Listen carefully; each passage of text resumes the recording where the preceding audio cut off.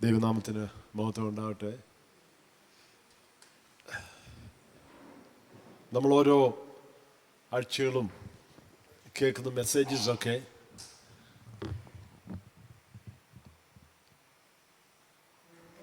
നമ്മുടെ ജീവിതത്തിൽ, നമ്മുടെ വിശ്വാസ ജീവിതത്തിൽ അടിസ്ഥാനപരമായിട്ട് ചില പണി ചെയ്യാൻ വേണ്ടി ദൈവം നമ്മൾ ആഗ്രഹിക്കുന്നുണ്ട്. അതിനു വേണ്ടി ഉദ്ദേശിച്ച ചില കാര്യം നമ്മൾ വർക്കൗട്ട് ചെയ്യുന്നത് ഈ മാസത്തെ നമ്മുടെ ഒരു സെർമൺ സീരീസ്. നമ്മൾ പ്രസംഗങ്ങൾ ജസ്റ്റ് ഓരോ പ്രസംഗമായിട്ട് പ്രസംഗിച്ച് പോകുന്നതിന് പകരം ഓരോ ടോപ്പിക് എടുത്തിട്ട് നമ്മളൊരു ആ ടോപ്പിക് അവതരിപ്പിച്ച് സീരീസായിട്ട് പഠിപ്പിക്കുന്നുണ്ട്.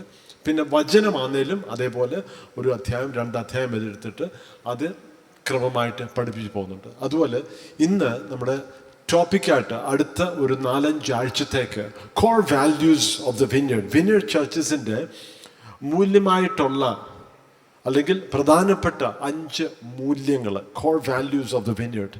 5 കോർ വാല്യൂസ് ഉണ്ട്. കാണാൻ നോക്കുമോ? ചില ക്ലാരിറ്റി കുറവാണോ അതോ എൻ്റെ കണ്ണിൻ്റെ കുഴപ്പമാണോ? ക്ലാരിറ്റി കുറവാണ്. ഓക്കെ, ആണെങ്കിൽ ഇച്ചിരി ഒന്ന് കുഴപ്പമില്ല. ഒന്നും ഞാൻ എപ്പോഴേ വൈറ്റ് കളർ ആക്കിയേക്കുക, അപ്പോൾ ഒന്നും ചെയ്യാനില്ല. നമുക്കത് നോക്കിയിട്ട് അത് സാരമില്ല, അത് തന്നെ ഇട്ടത്. Core values of the Vineyard. Yeah, thank you. അല്ലെങ്കിൽ ബ്ലാക്ക് തന്നെ മതിയായിരുന്നേ ടെക്സ്റ്റ്. Okay, thank you. 5 ടോപ്പിക്സാണ്. ഒന്നാമത് partner with the Holy Spirit. പരിശുദ്ധാത്മാവുമായിട്ട് ഉള്ള ഒരു പാർട്ട്ണർഷിപ്പ്, ഒരു പങ്കാളിത്വം. നമ്മൾ പരിശുദ്ധാത്മാവുമായിട്ട് ഉള്ളൊരു പങ്കാളിത്തമാണ് നമ്മുടെ ശുശ്രൂഷ. അതാ ഒന്നാം. അത് ഇന്നത്തെ മെസ്സേജ് ആയിരിക്കും, പാർട്ട്ണറിങ് വിത്ത് ദ ഹോളി സ്പിരിറ്റ്. രണ്ടാമത് എക്സ്പീരിയൻസ് ആൻഡ് വർഷിപ്പ് ഗോഡ്. അത് അടുത്ത ഞായറാഴ്ച ആയിരിക്കും. ദൈവത്തെ നമ്മൾ അനുഭവിക്കുക, ദൈവത്തെ നമ്മൾ ആരാധിക്കുക. Experience and worship God. മൂന്നാമത് reconcile people. ഇത് ഇച്ചിരി ക്ലിയർ ആണ്. reconcile people with God and all creation. നാലാമത് engage in compassionate ministry. അഞ്ചാമത് pursue culturally relevant mission in the world. ഈ 5 ടോപ്പിക്സ് ഓരോ ആഴ്ച, അടുത്ത 5 ആഴ്ച ഒരു സീരീസായിട്ട് ക്രമമായിട്ട് നമ്മൾ പഠിക്കുന്നതായിരിക്കും. ഇന്നത്തെ ശ്രദ്ധയ്ക്കായിട്ട് നമുക്ക് പാർട്ട്ണറിങ് വിത്ത് ദ ഹോളി സ്പിരിറ്റ്. നമുക്ക് അടുത്ത സ്ലൈഡിലോട്ട് നമുക്ക് പോകാം. 1 കൊരിന്ത്യർ 2 അധ്യായത്തിലേക്കാണ് ശ്രദ്ധ തിരിക്കാം. 1 Corinthians chapter 2. So we're looking at a series of messages on the core values of Vineyard churches, and today we'll be looking at the first one, which is partnering with the Holy Spirit. And so we will look at 1 Corinthians chapter 2 verse 9 to 10. 2 കൊരിന്ത്യർ 2 അധ്യായം അതിന്റെ 9 തൊട്ട് 10 വരെയുള്ള വാക്യങ്ങൾ. ദൈവം തന്നെ സ്നേഹിക്കുന്നവർക്ക് ഒരുക്കിയിട്ടുള്ളത് കണ്ണു കണ്ടിട്ടില്ല, ചെവി കേട്ടിട്ടില്ല, ഒരു മനുഷ്യന്റെയും ഹൃദയത്തിൽ തോന്നിയിട്ടുമില്ല എന്ന് എഴുതിയിരിക്കുന്നത് പോലെ തന്നെ നമുക്കോ ദൈവം തന്റെ ആത്മാവിനാൽ വെളിപ്പെടുത്തിയിരിക്കുന്നു. ആത്മാവ് സകലത്തെയും ദൈവത്തിന്റെ ആഴങ്ങളെയും ആരായുന്നു. ഓക്കെ, ഇവിടെ നമ്മളിത് വായിക്കുമ്പോൾ മനസ്സിലാക്കുന്നത് ദൈവം തന്നെ സ്നേഹിക്കുന്നവർക്ക് ഒരുക്കിയിട്ടുള്ളത് കണ്ണ് കണ്ടിട്ടില്ല, ചെവി കേട്ടിട്ടില്ല. അതെന്തുമായിരിക്കും? God has prepared something special for those who love Him. What is it? കുഞ്ഞുങ്ങളോട് ചോദിച്ചാൽ പറയും അത് ചോക്ലേറ്റ് ആണെന്ന് പറയും. ചെറുപ്പക്കാരോട് ചോദിച്ചാൽ അത് ഒരു ഫെറാറിയാന്ന് പറയുമായിരിക്കും. ഓരോരുത്തർക്കും അവരവരുടെ ഐഡിയ ഉണ്ട്. ഓരോരുത്തർക്കും അവരുടെ ഉള്ളിൽ ചില ആഗ്രഹമുള്ള പല പല കാര്യങ്ങൾ ഓരോരുത്തരും ഹൃദയത്തിലുണ്ട്. എന്നാലും ദൈവം ഒരുക്കി വെച്ചിരിക്കുന്നത് പ്രത്യേകമായിട്ടൊരു കാര്യം. അത് മനുഷ്യർ കണ്ടിട്ടുമില്ല, കേട്ടുമില്ല. അപ്പം ഫെറാറി അല്ല, മെർസഡീസ് ബെൻസും അല്ല, ഇതൊന്നുമല്ല. അതിനപ്പുറം ചില കാര്യങ്ങളാണ് ദൈവം ഒരുക്കി വെച്ചിരിക്കുന്നത്. ഇനി നമുക്ക് 1 കൊരിന്ത്യർ 2 അധ്യായം തന്നെ അതിൻ്റെ 15 15 വാക്യങ്ങൾ, അതേ അധ്യായം അതിൻ്റെ 15ഉം 16 വാക്യങ്ങളൊന്ന് വായിക്കാം. ആത്മീകമായി വിവേചിക്കേണ്ടതാകയാൽ അത് അവന് ഗ്രഹിപ്പാൻ കഴിയുന്നതുമല്ല. ആത്മീകനോ സകലത്തെയും വിവേചിക്കുന്നു, താൻ ആരാലും വിവേചിക്കപ്പെടുന്നതുമില്ല. കർത്താവിന്റെ മനസ്സറിഞ്ഞ് അവനെ ഗ്രഹിപ്പിക്കാകുന്നവൻ ആർ? നാമോ ക്രിസ്തുവിന്റെ മനസ്സുള്ളവർ ആകുന്നു. ദൈവമായിട്ടുള്ളൊരു പങ്കാളിത്തം പരിശുദ്ധാത്മാവിൽ കൂടെ നമുക്ക് തന്നിരിക്കുന്നു. ചെറിയൊരു കാര്യം ഒന്ന് ഓർപ്പിക്കട്ടെ. ദൈവം മോശയോട് പറഞ്ഞു, 70 പേരെ സെലക്ട് ചെയ്യണം. വലിയൊരു ജനക്കൂട്ടമാണ്. അതിൽ നിന്ന് 70 പേരെ സെലക്ട് ചെയ്തിട്ട് ദൈവം പറഞ്ഞു, ഞാൻ നിന്നിലുള്ള ആ ആത്മാവിനെ, പരിശുദ്ധാത്മാവിനെ ഈ 70 പേരിലോട്ട് പകരാൻ പോവാന്ന് പറഞ്ഞു. അപ്പം 70 പേരെ സെലക്ട് ചെയ്തു. ഓരോ ഗോത്രത്തിൽ നിന്നും പ്രധാനപ്പെട്ട 70 പേരെ സെലക്ട് ചെയ്തിട്ട് അവരെ വിളിച്ചത് അങ്ങോട്ടാ? ഒരു ടെന്റ് ഓഫ് മീറ്റിംഗ്, ഒരു കൂടാരം അടിച്ചിട്ടുണ്ടായിരുന്നു പുറത്ത്. പാളയത്തിന് പുറത്ത് ഒരു കൂടാരം അടിച്ചിട്ടുണ്ടായിരുന്നു. അവിടോട്ട് ഇവരെല്ലാവരും ക്ഷണിച്ചു. കഥ ഓർമ്മയുണ്ടോ? എത്ര പേര് വന്നു? 68 പേര്. 2 പേര് വന്നില്ല. അപ്പോൾ 2 പേര് വരാതെ, ഏതോ കാരണത്താൽ അവർ വരാതെ അവരുടെ കൂടാരത്തിലായിരുന്നു, പുറത്തോട്ട് വന്നില്ല. അപ്പം ഈ 68 പേരുടെ മേലും ദൈവത്തിൻ്റെ ആത്മാവിനെ പകർന്നപ്പോൾ എന്ത് ചെയ്തു? അവര് പ്രവചിച്ചു എന്നാ പറയുന്നത്.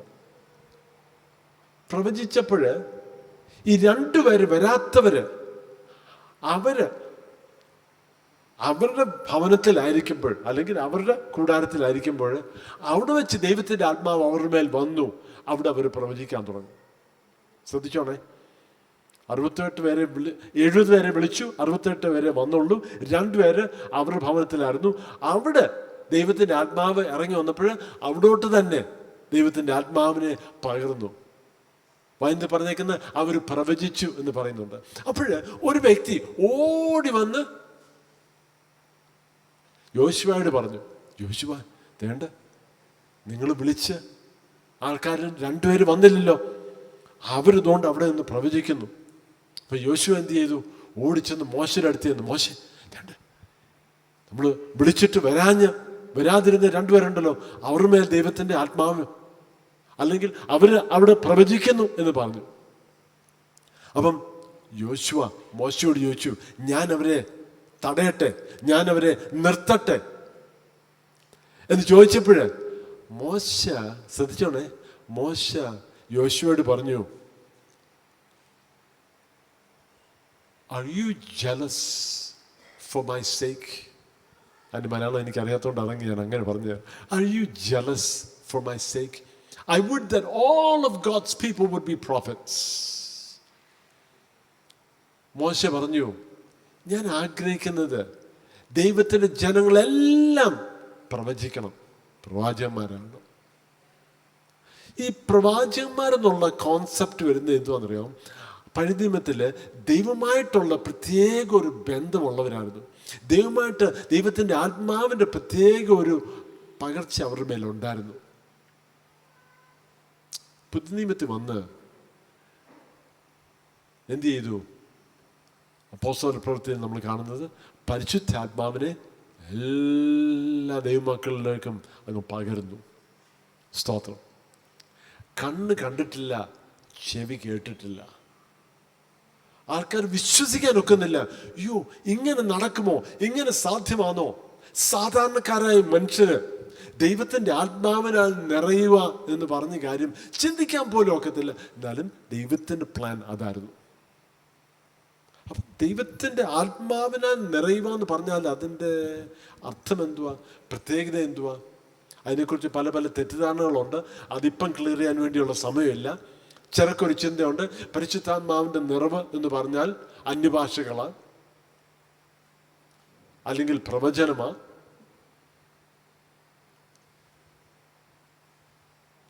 പല ചിന്തകൾ ആൾക്കാരുടെ മനസ്സിലുണ്ട്.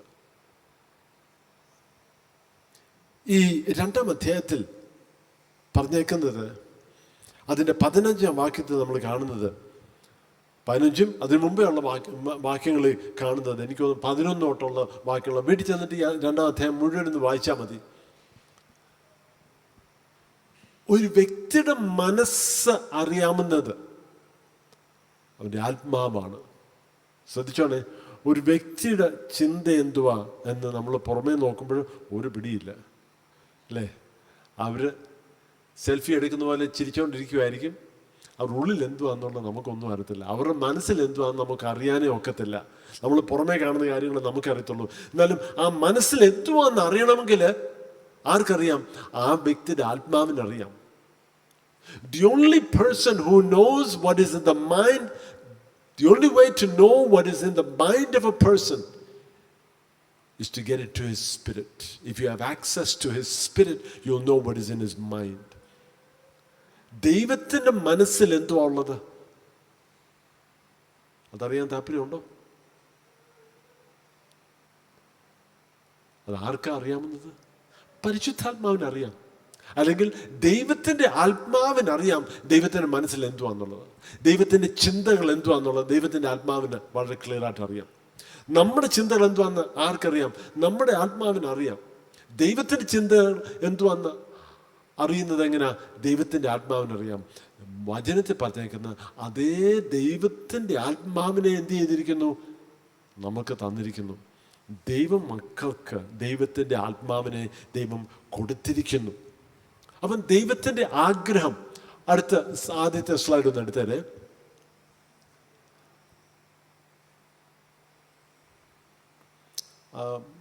ആ ബൈബിൾ വേഴ്സ് ഇട്ടില്ലെങ്കിലും കുഴപ്പമില്ല, നമ്മുടെ എല്ലാവരും കൈ ബൈബിൾ ഉണ്ടെന്നുള്ള പ്രതീക്ഷയാണ്. മുന്നോട്ട് പോയിക്കോ slides. Partnering with the Holy Spirit, core values. അതിനകത്ത് ആദ്യത്തെ ഏടില് ദൈവത്തിൻ്റെ ഒരു ആഗ്രഹം, God's desire. ദൈവത്തിൻ്റെ ഒരു ആഗ്രഹം. Okay? God's desire for us as children of the kingdom is to operate in the realm of the Holy Spirit. പരിശുദ്ധാത്മാവിൻ്റെ ആ മേഖലയിൽ പ്രവർത്തിക്കണമെന്ന് ദൈവം നമ്മളെക്കുറിച്ച് ആഗ്രഹിക്കുന്നു. നമ്മളിത് ആഗ്രഹിച്ച് പോയി കണ്ടെത്തി പിടിച്ചെടുത്ത ഒരു കാര്യമൊന്നുമല്ല കേട്ടോ. ദൈവത്തിൻ്റെ ആഗ്രഹമാണ്. നമ്മൾ ദൈവത്തിൻ്റെ ആത്മാവിൽ കൂടെ തന്നെ, ആത്മാവിൻ്റെ റെൽം, ആത്മാവിൻ്റെ ആ ഒരു ലെവലിൽ പ്രവർത്തിക്കണമെന്ന് ദൈവത്തിൻ്റെ ആഗ്രഹമാണ്. രണ്ടാമത്, He desires for us to experience Him through His Spirit.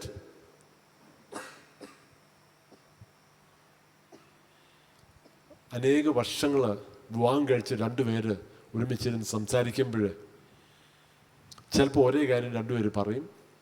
അപ്പം ഒരാൾ ഒരു കാര്യം പറഞ്ഞുകൊണ്ടിരിക്കുമ്പോൾ അതിൻ്റെ ആ ഒരു സെൻറ്റൻസ് അടുത്ത ആളങ്ങ് ഫിനിഷ് ചെയ്യും. അതുകൊണ്ട് ചില ആൾക്കാർ പറയും 10, 40, 50, 60 വർഷമൊക്കെ വിവാഹ ജീവിതം ആയി കഴിയുമ്പോഴത്തേക്ക് രണ്ടുപേരുടെയും ബ്രെയിൻ തമ്മിൽ അതിൻ്റെ കണക്ഷൻ ഉണ്ടെന്നൊക്കെ ഒരു തമാശയായിട്ട് പറയും ആൾക്കാർ. കാരണം ഒരാൾ ചിന്തിക്കുന്നത് മറ്റേ ആൾക്ക് ഏകദേശം അറിയാം. ഒരാളുടെ നോട്ടം കൊണ്ട് തന്നെ ഓരോ കാര്യങ്ങൾ അറിയാം.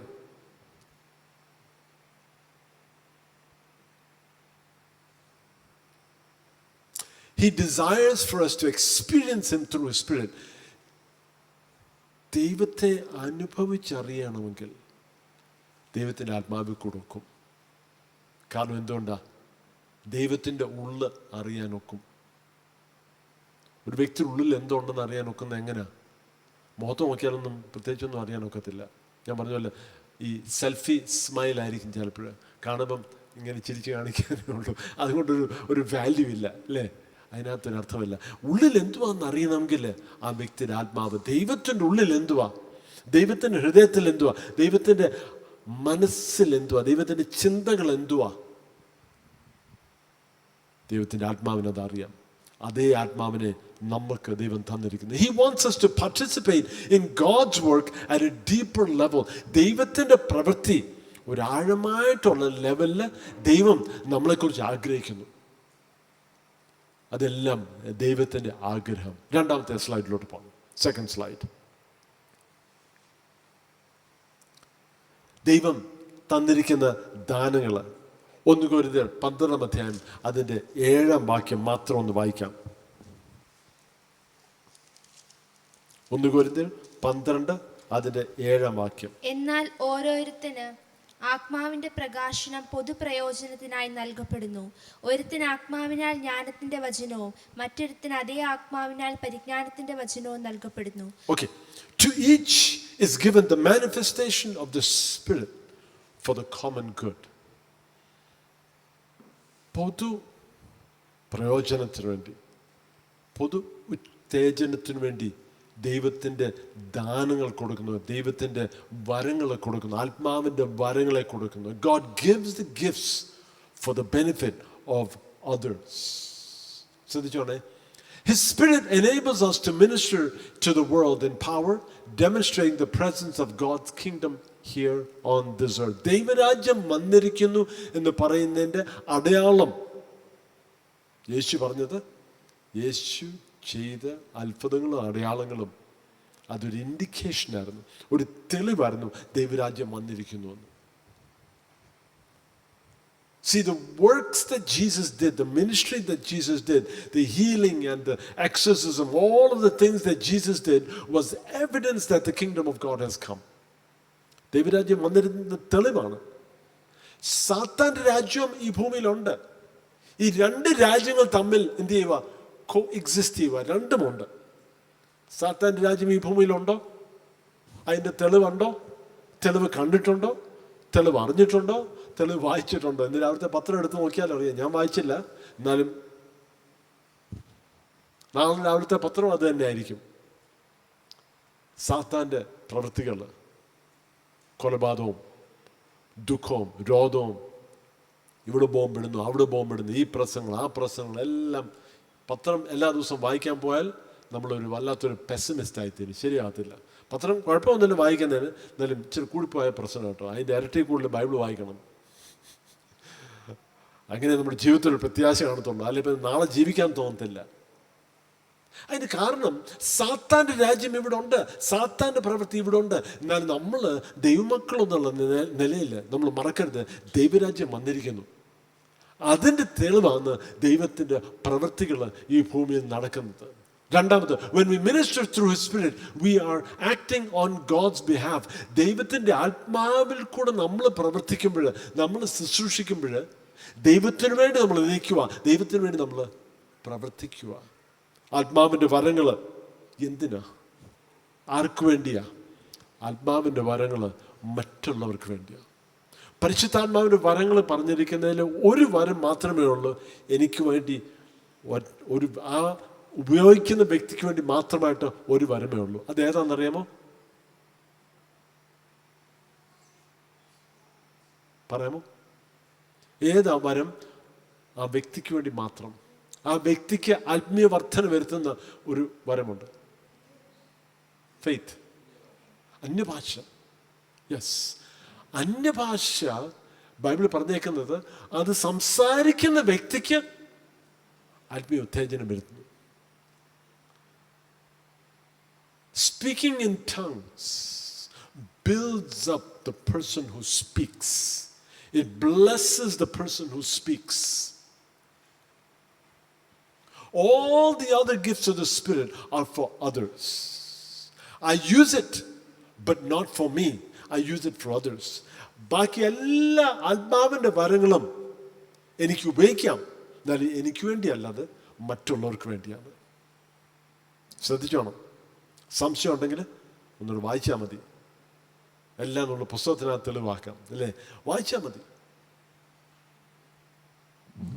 സോ നമ്മൾ ആത്മാവിൻ്റെ വരങ്ങൾ ആഗ്രഹിക്കണം. ഏത് വരം ആഗ്രഹിക്കേണ്ടത്?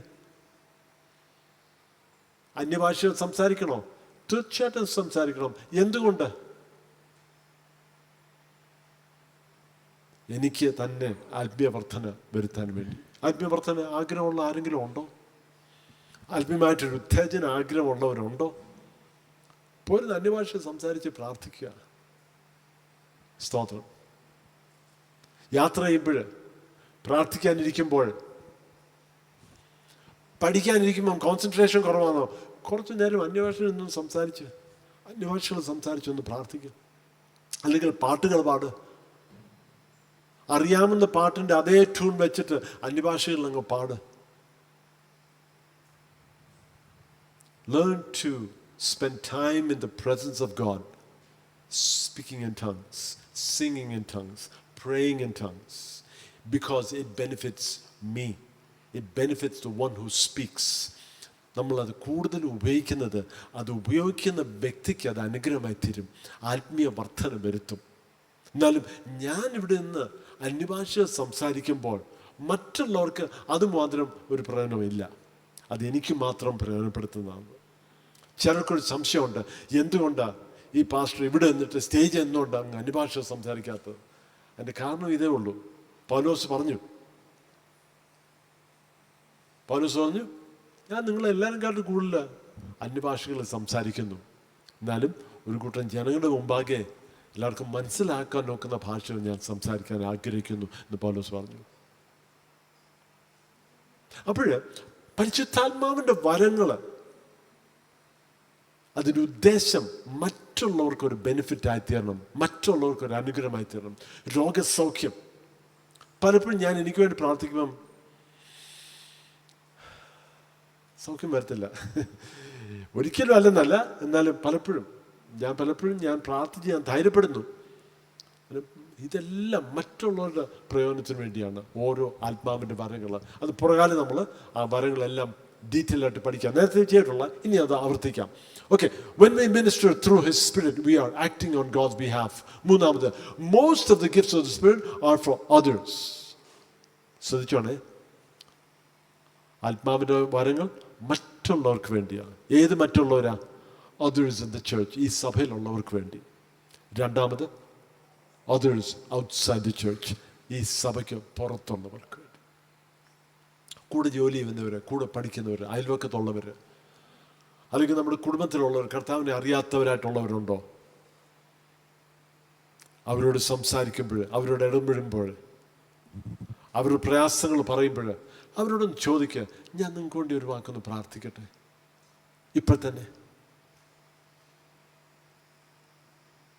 പ്രാർത്ഥിക്കുമ്പോൾ ദൈവത്തോട് ചോദിക്കുക, കർത്താവേ, പരിശുദ്ധാത്മാവേ, എന്നെ കാണിക്കണം, ഇവരുടെ ജീവിതത്തിലെ വിഷയങ്ങൾ, പ്രയാസങ്ങൾ, ബുദ്ധിമുട്ടുകൾ എന്നെ കാണിക്കണമേ.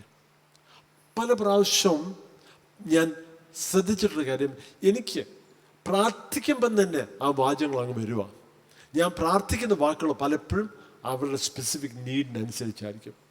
ചിലർക്ക് ദൈവം ഒരു ചിത്രം പോലൊരു പടം അവരുടെ മനസ്സിൽ കൊടുക്കും. ചില ദൈവം ഒരു വീഡിയോ പോലെ ഓരോ കാര്യങ്ങൾ കാണിക്കും.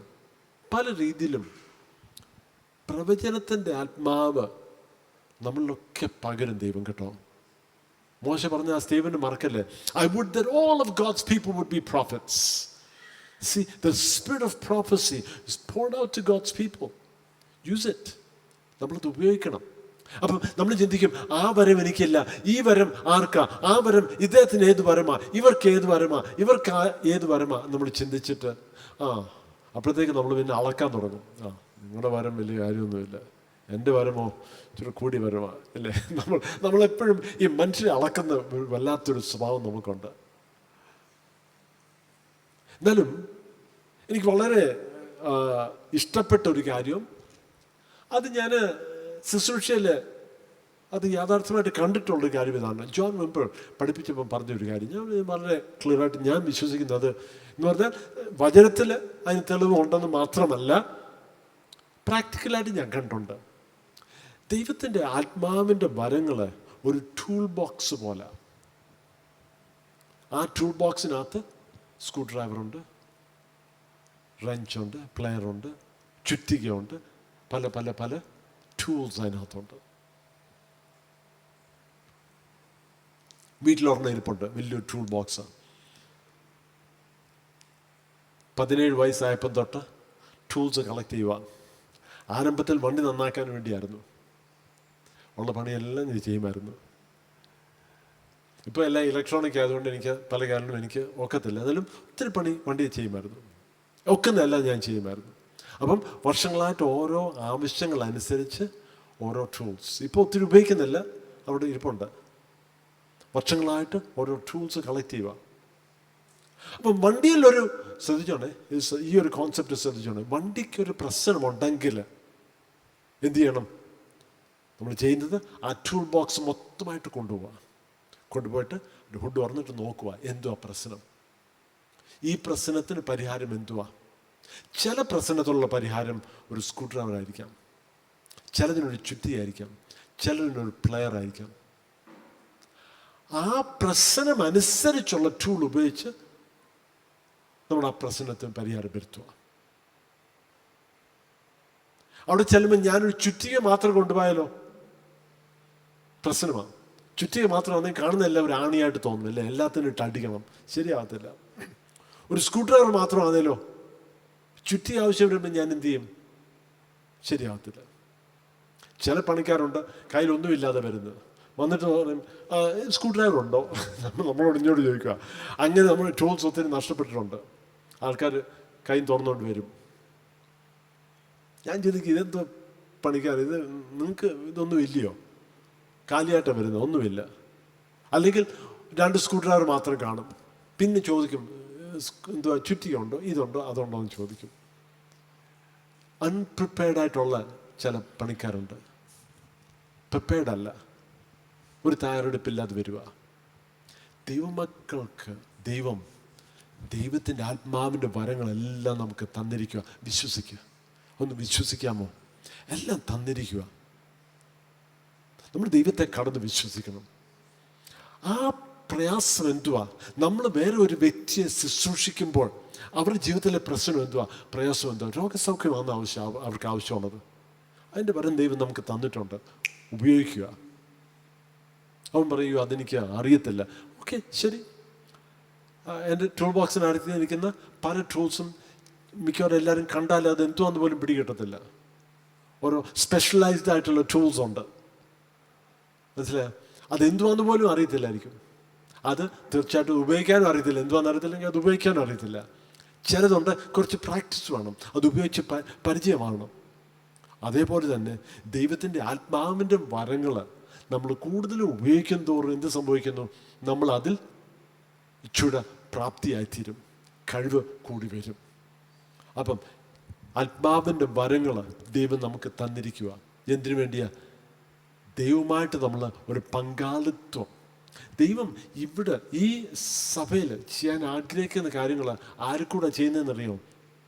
ഞാൻ പറഞ്ഞിട്ടുള്ള ശുശ്രൂഷന്മാരായിട്ടുള്ള ഇവിടെ സഭയിലുണ്ട് ആൾക്കാർ, അവരാ ചെയ്യേണ്ടത്. ആരാ ശുശ്രൂഷന്മാർ? നിങ്ങളുടെ ഇടത്തോട്ടും വലത്തോട്ടും നോക്കിയാൽ മതി. ആ ഇരിക്കുന്ന ആൾക്കാരാ ഈ സഭയിൽ ശുശ്രൂഷന്മാർ. നമ്മളെല്ലാവരും ശുശ്രൂഷ ചെയ്യേണ്ടിയ, ദൈവവേല ചെയ്യേണ്ടിവരാ. ദൈവത്തിൻ്റെ പ്രവൃത്തി, ദൈവത്തിൻ്റെ ആത്മാവുമായിട്ട് നമ്മൾ എന്ത് ചെയ്യണം? ഒരു പങ്കാളിത്വം ദൈവം ആഗ്രഹിക്കുന്നു. ഈ പുറത്തോട്ട് ഇറങ്ങുമ്പോൾ പ്രയാസത്തിലും ബുദ്ധിമുട്ടിലും വേദനയിലും ആയിരിക്കുന്ന ജനങ്ങൾ നമ്മളത് കണ്ടിട്ട് നടന്നു പോവാതെ, അല്ലെ കൂടെ ജോലി ചെയ്യുന്നവർ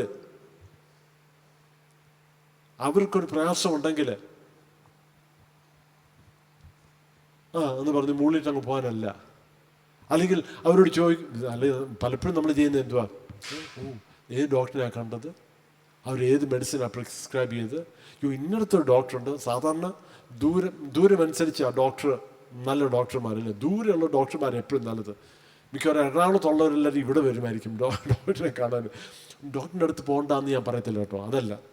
എന്നാലും നമ്മൾ പലപ്പോഴും നമ്മുടെ ഫസ്റ്റ് റെസ്പോൺസ് ഈ ഡോക്ടറിനെയാണ് കാണുന്നത്. ഇന്ന ടെസ്റ്റ് ചെയ്തോ, ഈ ടെസ്റ്റ് ചെയ്തോ, നിങ്ങളുടെ ഇത് നോക്കിയോ അത് നോക്കിയോ, ഇങ്ങനെയൊക്കെയുള്ള കാര്യങ്ങളാണ് നമ്മുടെ ഒട്ടനെ ആദ്യത്തെ ചോദ്യം. അതിന് പകരം അവരതിന് ഡോക്ടർമാരുടെ അടുത്ത് പൊയ്ക്കോളും. നമ്മൾ ഡോക്ടറിൻ്റെ ജോലി എടുക്കേണ്ട ആവശ്യമില്ല. അവർ ഡോക്ടറിൻ്റെ അടുത്ത് പൊയ്ക്കോട്ടെ, സാരമില്ല, അതിനെ തടയുകയും ചെയ്യണ്ട, മനസ്സിലായി. എന്നാലും അവരോട് ചോദിക്കുക, ഞാനൊരു വാക്കൊന്ന് പ്രാർത്ഥിക്കട്ടെ. ജനമാമ ഇവിടെ സാക്ഷ്യം പറഞ്ഞു. ജനമാമ എത്ര വർഷമായി?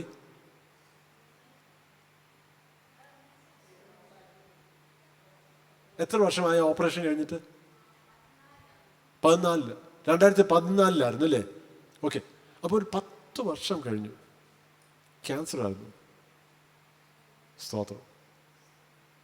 കംപ്ലീറ്റ്ലി ക്ലിയർ ആണെന്നാണ് പറയുന്നത് അല്ലേ? ഇപ്പം പോയി ടെസ്റ്റിംഗ് ചെയ്തു, ക്ലിയറാണ്. അതുകൊണ്ട് മമ്മിക്ക് ഒരു അസുഖം ഉണ്ടാകത്തില്ലെന്ന് പറയുവാന്നോ? അല്ല, നമ്മൾ ഈ ലോകത്ത് ജീവിക്കുന്നതുകൊണ്ട് അസുഖങ്ങളൊക്കെ ഉണ്ടാകുന്ന ജീവിതമാണ്, അസുഖങ്ങൾ ഉണ്ടാകുന്ന ശരീരമാണ്, നമുക്കതറിയാം. എന്നാലും ആർക്കെങ്കിലും ഏത് പ്രശ്നം ഉണ്ടെന്ന് അറിഞ്ഞാലും, അത് ക്യാൻസർ ആയിക്കോട്ടെ അല്ലെങ്കിൽ ഒരു പനി ആയിക്കോട്ടെ, നടുവേദന ആയിക്കോട്ടെ, ഏത് രോഗം വന്നാലും ഇവിടെ ഇരിക്കുന്ന എല്ലാവർക്കും അറിയാം, ഡോക്ടറുണ്ട്, ഹോസ്പിറ്റലുണ്ടെന്ന് എല്ലാം അറിയാം. നമ്മൾ പറഞ്ഞു കൊടുക്കേണ്ട ആവശ്യമില്ല, അവരത് ചെയ്തോളും. നമ്മുടെ അയൽവക്കത്തുള്ളവർ, കൂടെ ജോലി ചെയ്യുന്നവർ, കൂടെ പഠിക്കുന്നവർ, അവർക്കും അറിയാം. അടൂരും എറണാകുളത്തും എല്ലായിടത്തും ഡോക്ടർമാരൊക്കെ ഉണ്ട്, ഹോസ്പിറ്റലുണ്ട്, അവർക്കെല്ലാം അറിയാം. നമ്മൾ പറഞ്ഞു കൊടുക്കേണ്ട ആവശ്യമില്ല. എന്നാലും ചിലപ്പോഴും അവർക്ക് അറിയാത്തൊരു കാര്യം, അത് വേണം പറഞ്ഞു കൊടുക്കാം. അറിയാത്തൊരു കാര്യം ഇതാണ്, ദൈവം ചില വരങ്ങൾ തന്നിട്ടുണ്ട്. ആത്മാവിൻ്റെ വരങ്ങൾ നമുക്ക് തന്നു. ചിലപ്പോൾ അത് അവർക്ക് അറിയത്തില്ല. അതുകൊണ്ട് അവരോട് പറയുക, ഞാൻ നിങ്ങൾക്ക് വേണ്ടി ഒന്ന് പ്രാർത്ഥിക്കട്ടെ. ചോദിച്ചാൽ മതി, ഞാനൊന്ന് പ്രാർത്ഥിച്ചോട്ടെ. വേണ്ടാത്ത പറയുവാണെങ്കിൽ ഓക്കെ, വേണ്ട, സാരമില്ല. എന്നാലും 99% ആൾക്കാർ പറഞ്ഞു, എന്നാൽ പിന്നെ എന്താ, പ്രാർത്ഥിച്ചു. വലിയ ബഹളമൊന്നും വയ്ക്കണ്ട. വിശ്വാസത്താൽ ചുരുക്കമായിട്ട് അവരുടെ ആ വിഷയം എന്തുവാന്ന് എടുത്തിട്ട് വിശ്വാസത്താൽ യേശുവിൻ്റെ നാമത്തിൽ ആ വിഷയത്തോട് കൽപ്പിക്കുക. യേശുവിൻ്റെ നാമത്തിൽ ആ ശരീരത്തിൻ്റെ അവയവത്തോട് കൽപ്പിക്കുക, സൗഖ്യമാണ്. അവരുടെ മനസ്സിൻ്റെ ഒരു വിഷയമാണോ, ശാന്തമാൻ യേശുവിൻ്റെ നാമത്തിൽ കൽപ്പിക്കുക. ഏത് കാര്യമാണെങ്കിലും യേശുവിൻ്റെ നാമത്തിൽ നമ്മൾ കൽപ്പിക്കുക. ചില വരങ്ങൾ ദൈവം നമുക്ക് തന്നിട്ടുണ്ട്. ആ വരങ്ങൾ എനിക്ക് വേണ്ടിയല്ല, ആ വരങ്ങൾ മറ്റുള്ളവർക്ക് വേണ്ടിയാണ്, ഈ സഭയിലുള്ളവർക്ക് വേണ്ടിയാണ്, ഈ സഭയ്ക്ക് പുറത്തുള്ളവർക്ക് വേണ്ടിയുള്ള വരങ്ങളാണ്. അത് നമ്മൾ ഉപയോഗിക്കുമ്പോൾ പരിശുദ്ധാത്മാവുമായിട്ടുള്ള പാർട്ട്ണർഷിപ്പിലാണ് നമ്മൾ. സ്തോത്രം. അത് ഉപയോഗിച്ച് ഞാൻ അതിന് വലിയ പുള്ളിയാകുമെന്നോ, നാളെ ഞാൻ പ്രത്യേകിച്ച് വിസിറ്റിംഗ് കാർഡ് അടിച്ചിട്ട് എൻ്റെ ഇൻ്റർനാഷണൽ മിനിസ്ട്രി തുടങ്ങാനോ അതൊന്നും അല്ല വിഷയം. അതല്ല ദൈവം ഉദ്ദേശിക്കുന്നത്. ദൈവം ഉദ്ദേശിക്കുന്നത് ഞാനും പരിശുദ്ധാത്മാവും, നമ്മളും പരിശുദ്ധാത്മാവുമായിട്ടൊരു പാർട്ട്ണർഷിപ്പ്. കാരണം ദൈവത്തിൻ്റെ പ്രവൃത്തി ഈ ഭൂമിയിൽ ദൈവം ചെയ്തുകൊണ്ടിരിക്കുകയാണ്. സ്തോത്രം. ഇനി മൂന്നാമത്, ദൈവത്തിൻ്റെ ഗോഡ്സ് ഇനിഷ്യേറ്റീവ്. ദൈവത്തിൻ്റെ ഇനിഷ്യേറ്റീവിൻ്റെ മലയാളം ഒന്ന് തരാമോ, ഒന്ന് പറയാമോ? എന്തുവാ ഇനിഷ്യേറ്റീവ്? ദൈവം മുൻകൈ എടുക്കുന്ന ചില കാര്യങ്ങളുണ്ട്. യോഹന്നാന്റെ സുവിശേഷം 5-ാം അധ്യായം ശ്രദ്ധിക്കാം. യോഹന്നാന്റെ സുവിശേഷം 5-ാം അധ്യായം ചില കാര്യങ്ങൾ ദൈവം മുൻകൈ എടുക്കുന്നു. യേശു 38 വർഷം പാരലൈസ്ഡ് ആയിട്ട് കിടന്ന ഒരു മനുഷ്യനെ സൗഖ്യമാക്കി. അത് ഭയങ്കര അത്ഭുതം കേട്ടോ. 38 വർഷം നമ്മുടെ ശരീരത്തിൽ മസിൽസ് ഉപയോഗിക്കുന്നില്ലെങ്കിൽ ആ വ്യക്തി എഴുന്നേറ്റ് കിടക്കെടുത്ത് നടക്കുക എന്ന് പറഞ്ഞാൽ ചിന്തിക്കാൻ പോലും ഒക്കത്തില്ല. ഭയങ്കര ഒരു അത്ഭുതമാണ് അവിടെ ചെയ്തത്. എന്നാലും മറ്റുള്ളവർ അതിഷ്ടപ്പെട്ടില്ല. കാരണം ശബത്ത് ദിവസമാണ് സൗഖ്യമാക്കിയത്. ശബത്ത് ദിവസം ജോലി ചെയ്യാൻ പാടില്ല, സൗഖ്യമാക്കിയത് ഒരു ജോലിയായിട്ട് കണ്ട് യേശുവിനെ അവർ പീഡിപ്പിക്കാൻ തുടങ്ങി. യോഹന്നാന്റെ സുവിശേഷം 5-ാം അധ്യായം അതിൻ്റെ 17-ാം വാക്യം ഒന്ന് വായിക്കണം. 17-ാം വാക്യം. യഹൂദന്മാർ അവനെ ഉപദ്രവിച്ചു. യേശു അവരോട്, എൻ്റെ പിതാവ് ഇന്ന് വരെയും പ്രവർത്തിക്കുന്നു, ഞാനും പ്രവർത്തിക്കുന്നു എന്ന് ഉത്തരം പറഞ്ഞു. John chapter 5 verse 17, Jesus said, my father is always working and I am also working. എൻ്റെ പിതാവ് ഇന്ന് വരെയും പ്രവർത്തിക്കുന്നു, ഞാനും പ്രവർത്തിക്കുന്നു. അത് കാണിക്കുന്നത് എന്താണെന്നറിയാം? എൻ്റെ പിതാവിൻ്റെ പ്രവർത്തനം നടന്നുകൊണ്ടിരിക്കുക. സ്തോത്രം. ഞാൻ എൻ്റെ പിതാവിൻ്റെ കൂടെ ചേർന്ന് നിന്ന് ഞാനും പ്രവർത്തിക്കുന്നു. ഇത് പിതാവിൻ്റെ പ്രവൃത്തിയാണ്. ഞാനൊരു കാര്യം ശ്രദ്ധിച്ചോണേ, ഇവിടെ ഇരിക്കുന്ന പല വ്യക്തികളുടെ ഇരിപ്പുണ്ട്. അവരുടെ മനസ്സിൻ്റെ അവസ്ഥ നമ്മൾ അറിയുന്നില്ല, അവർ വീട്ടിലെ കാര്യം നമ്മൾ അറിയുന്നില്ല, അവരുടെ ശരീരത്തിൻ്റെ ഉള്ളിൽ നടക്കുന്ന അവരുടെ ബ്ലഡ് വെസൽസിനകത്ത് നടക്കുന്ന കാര്യം നമുക്കൊരു പിടിയില്ല. അവർ സന്തോഷമുണ്ടോ, ദുഃഖമാണോ, വേദനയാണോ, അത് നമുക്കറിയത്തില്ല.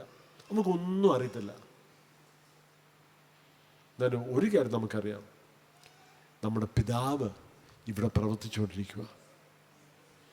നമ്മുടെ പിതാവ് ഓരോരുത്തരുടെയും ആവശ്യം അറിഞ്ഞ്, ഓരോരുത്തരുടെ വേദന അറിഞ്ഞ്, ഓരോരുത്തരുടെ ശരീരത്തിൻ്റെ ഉള്ളിലുള്ള ഈ സെല്ല് വരെ, നമ്മുടെ കോശങ്ങളിലുള്ള വിഷയങ്ങൾ പോലും അറിയുന്നൊരു ദൈവമാണെന്ന് അറിയാമോ? ഡോക്ടർമാർക്ക് പോലും പല പല ടെസ്റ്റ് ചെയ്തിട്ടേ അറിയത്തുള്ളൂ. അമ്മയുടെ കാര്യത്തിൽ 2-3 ടെസ്റ്റ് നടത്തിയെന്ന് പറഞ്ഞല്ലേ. പല പല ടെസ്റ്റ് നടത്തിയാലേ ഡോക്ടർമാർക്കൊരു, എന്നിട്ടും അവർക്കൊരു പൂർണ്ണമായിട്ട് അറിയത്തില്ല, അവർക്കൊരു ഊഹം, ഇത്രേ അവർക്ക് അറിയത്തുള്ളൂ. സംശയം വരുമ്പോൾ പറയുന്ന ഈ ടെസ്റ്റോടെ ചെയ്യാം, എന്നാൽ ആ ടെസ്റ്റോടെ ചെയ്യാം. ഡോക്ടറിൻ്റെ അടുത്ത് പോകണ്ടെന്ന് ഞാൻ പറയുമല്ല, എന്നാലും ഞാൻ പറയുന്നത്, നമ്മളെ ക്ലിയറായിട്ട് ഫുള്ളായിട്ട് അറിയാമെന്ന ദൈവം ഇന്ന് ഇവിടെ പ്രവർത്തിച്ചുകൊണ്ടിരിക്കുക. സ്തോത്രം. നമ്മളത് വിശ്വസിക്കണം. നമ്മളത് വിശ്വസിക്കണം.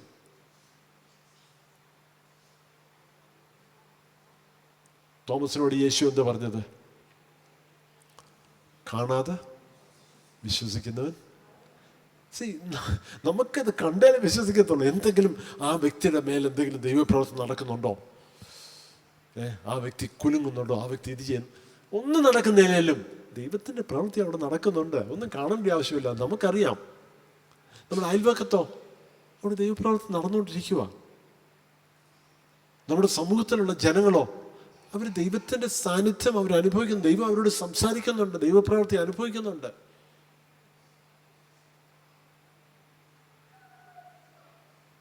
കുറെ വർഷങ്ങൾ മുമ്പേ ഒരു സഹോദരൻ രക്ഷിക്കപ്പെട്ട് നമ്മുടെ ചർച്ചിൽ വന്ന് പാട്ടൊക്കെ പാടി ഒരു സാക്ഷ്യം ഒരു പ്രാവശ്യം പറഞ്ഞപ്പോൾ, അതോ എന്നോട് പേഴ്സണലായിട്ട് പറഞ്ഞാണെന്നും എനിക്ക് ഓർമ്മയില്ല, അദ്ദേഹം പറഞ്ഞു അദ്ദേഹം അമ്പലങ്ങളിലൊക്കെ ഇങ്ങനെ പാട്ടുകൾ പോയി പാടുമായിരുന്നു.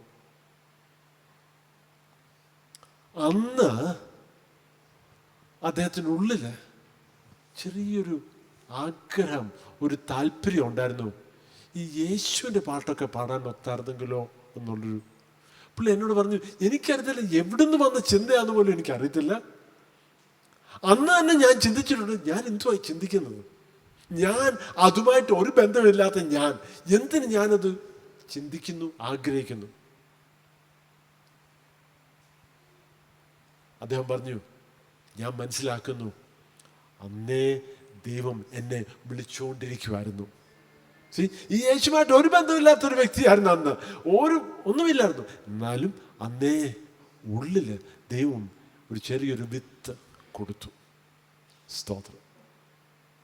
ദൈവത്തിൻ്റെ ആത്മാവ് പ്രവർത്തിച്ചുകൊണ്ടിരിക്കുക. നമ്മളോട് വഴക്ക് ആയിരിക്കുന്ന ആൾക്കാരായിരിക്കാം, നമ്മളെ ഉപദ്രവിക്കുന്നവരായിരിക്കാം, നമ്മളെ വെറുക്കുന്നവരായിരിക്കാം, നമുക്കൊരു ശല്യമായിരിക്കുന്ന ആൾക്കാരായിരിക്കാം. ആരൊക്കെയാന്നേലും എന്ത് ചെയ്യുക? ദൈവത്തിൻ്റെ ആത്മാവ് അവരിൽ പ്രവർത്തിച്ചുകൊണ്ടിരിക്കുക. അവരെ ദൈവത്തിൻ്റെ ആത്മാവ് വിളിച്ചുകൊണ്ടിരിക്കുക. നമ്മൾ ചിലപ്പം നമ്മുടെ വികാരം മുഖാന്തരം, നമ്മുടെ ദേഷ്യം മുഖാന്തരം അവരെക്കുറിച്ച് മോശമായിട്ട് ചിന്തിക്കുമായിരിക്കും. അവർക്കൊരു നന്മയും വരല്ലേ, വളരെ നെഗറ്റീവായിട്ടൊക്കെ നമ്മൾ ചിന്തിക്കുകയും പറയുകയും ചെയ്യുമായിരിക്കും. ദൈവത്തിൻ്റെ ആത്മാവ് അങ്ങനല്ല. ദൈവത്തിൻ്റെ ആത്മാവ് അവരുടെ ഹൃദയത്തിൽ അവരെ ആകർഷിച്ചുകൊണ്ടിരിക്കുക. സ്തോത്രം. അപ്പൻ അമ്മയും കുഞ്ഞുങ്ങളോട് തോന്നുന്ന ആ സ്നേഹം, ആ സഹതാപം. ഒരു കുഞ്ഞ് ഇവിടെ കിടന്ന് ബഹളം വയ്ക്കുക, ഒരു ശല്യമാണെങ്കിൽ നമ്മളെന്ത് പറയും? എപ്പോഴും കിടന്ന് ബഹളം വയ്ക്കുന്നു, എപ്പോഴും ശല്യമാ. നമ്മുടെ ചിന്തയിൽ അങ്ങനെ വരും. എന്നല്ല ആ അപ്പനും അമ്മയ്ക്കോ ആ കുഞ്ഞ് വളരെ വാല്യുബിളാണ്, വളരെ വാല്യൂ ഉള്ള ആ കുഞ്ഞാണ്. തീർച്ചയായിട്ടും. അപ്പം നമ്മുടെ സമൂഹത്തിലുള്ള ആൾക്കാർ നമ്മളെ ദ്രോഹിക്കുന്നവരായിരിക്കും, നമ്മുടെ എതിരെ പ്രവർത്തിക്കുന്നവരായിരിക്കും. നമ്മുടെ ഉള്ളിൽ അവരോട് ദേഷ്യം തോന്നും, പല പല ചിന്തകളായിരിക്കും നമ്മുടെ ഉള്ളിൽ വരുന്ന, പല വികാരങ്ങളായിരിക്കും. എന്നാലും ദൈവത്തിൻ്റെ വികാരം എന്തുമായിരിക്കും എന്ന് അവരെക്കുറിച്ച്?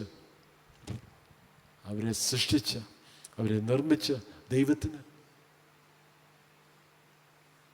ലോകസ്ഥാപനം മുമ്പേ അവരെയും കണ്ട ആ ദൈവത്തിന്, ലോകസ്ഥാപനം മുമ്പേ അവരെയും പേര് പറഞ്ഞ് വിളിച്ച് ദൈവം.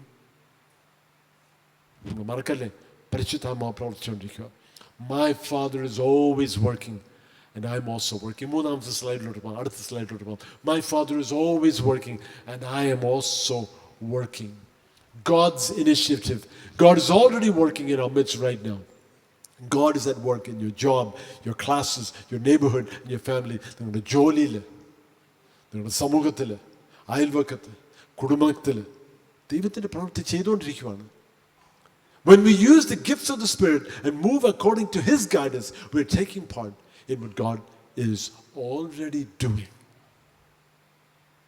Awesome. We are partnering with the Spirit of God. We are partnering with the Spirit of God. Partnership with the Holy Spirit. ദൈവത്തിൻ്റെ ആത്മാവിൻ്റെ പ്രവൃത്തി നടന്നുകൊണ്ടിരിക്കുക. ആ ദൈവത്തിൻ്റെ ആത്മാവിൻ്റെ പ്രവൃത്തിയുടെ കൂടെ നമ്മളും ഒരു പങ്കാളിത്തം വഹിക്കുക.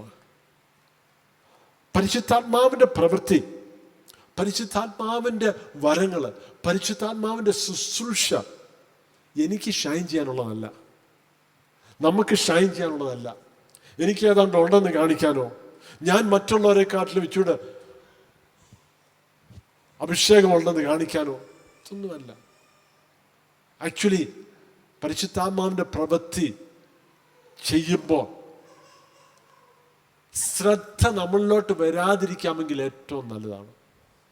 ഞാനൊരു ഇൻസ്ട്രക്ഷനായിട്ട് ഞാൻ പറയുക, ഒരിക്കലും ശ്രദ്ധ നമ്മളിലോട്ട് വരുത്താൻ അനുവദിക്കരുത്. മറ്റുള്ളവർ ചിലപ്പോൾ നമ്മളോട് നന്ദി കൊണ്ടായിരിക്കാൻ ചില കാര്യങ്ങൾ പറയുമായിരിക്കും, അതിന് അവസരം കൊടുക്കണ്ട, ഞങ്ങൾ മാറി നിൽക്കണം. കാരണം യേശു അങ്ങനെയാണ് ചെയ്തത്.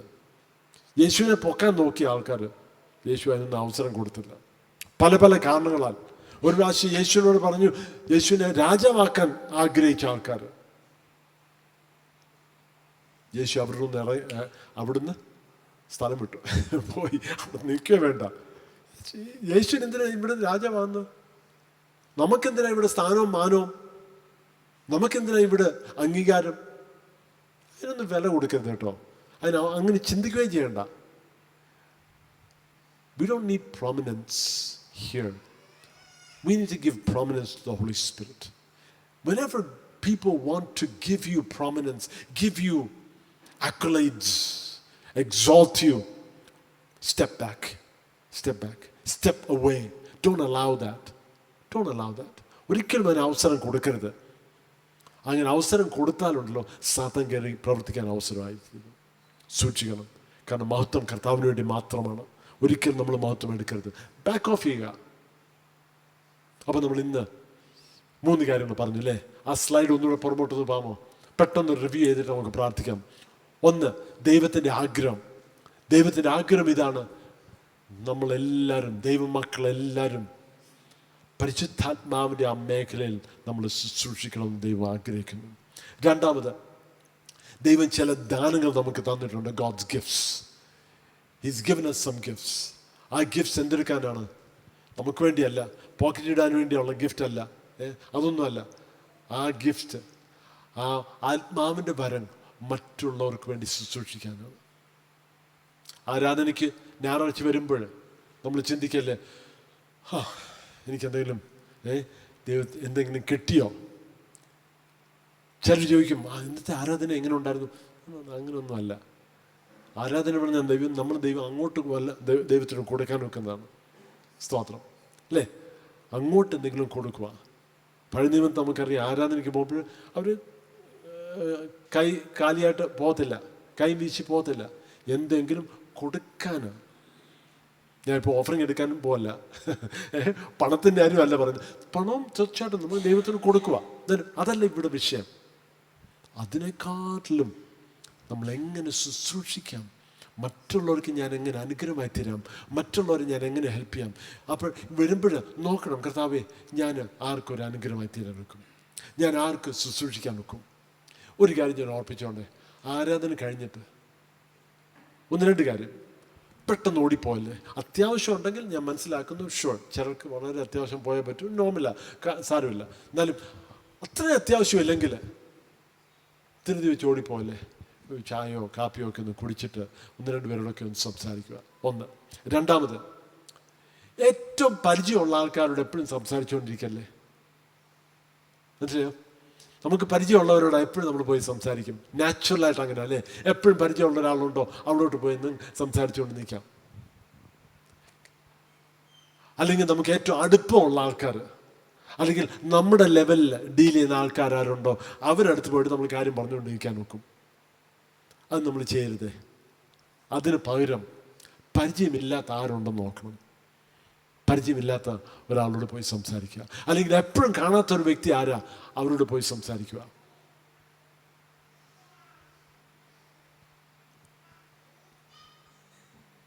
മിണ്ടാതെ ആരെങ്കിലും മൂലയ്ക്ക് എവിടെയെങ്കിലും പോയി നിൽക്കുന്നുണ്ടോ? പെതുക്കെ ഒരു 2 കപ്പ് ചായ എടുത്തുകൊണ്ട് അങ്ങോട്ട് ചെന്നിട്ട് 1 കപ്പ് അവർക്കും കൊടുക്കുക. പിന്നെ അവിടെ ഇരിക്കണം.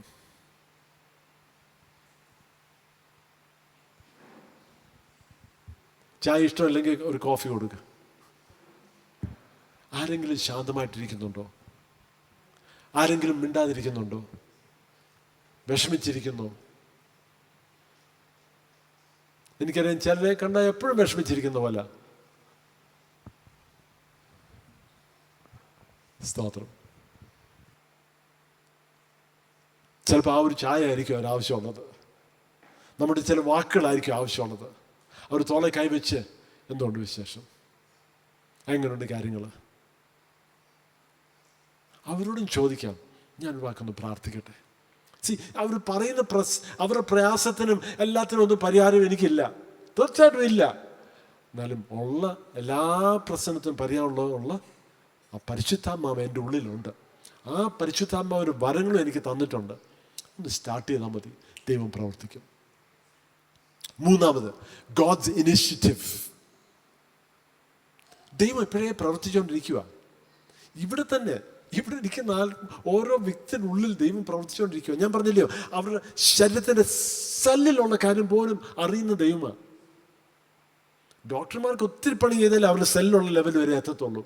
ദൈവത്തിന് ഒറ്റ ഒരു നോട്ടത്തിൽ ഓരോ വ്യക്തിയുടെ ശരീരത്തിൻ്റെ എല്ലാ അവസ്ഥയും ദൈവം ക്ലിയർ ആയിട്ട് അറിയാം. അങ്ങനത്തെ ഒരു ദൈവത്തിൻ്റെ ആത്മാവിനെ എനിക്ക് തന്നിരിക്കുന്നു. ഒരു വ്യക്തിയുടെ മനസ്സാർക്കറിയാം, ആ വ്യക്തിയുടെ ആത്മാവിനറിയാം. ദൈവത്തിൻ്റെ മനസ്സാർക്കറിയാം, ദൈവത്തിൻ്റെ ആത്മാവിനറിയാം. നമ്മളത് വിശ്വസിക്കണം, സംശയിക്കരുത്, വിശ്വസിക്കണം. ദൈവം നമ്മളെ ഉപയോഗിക്കാൻ ആഗ്രഹിക്കുന്നു. സ്തോത്രം. നമുക്കെല്ലാവർക്കും ഒരുമിച്ച് എഴുന്നേറ്റേക്കാം.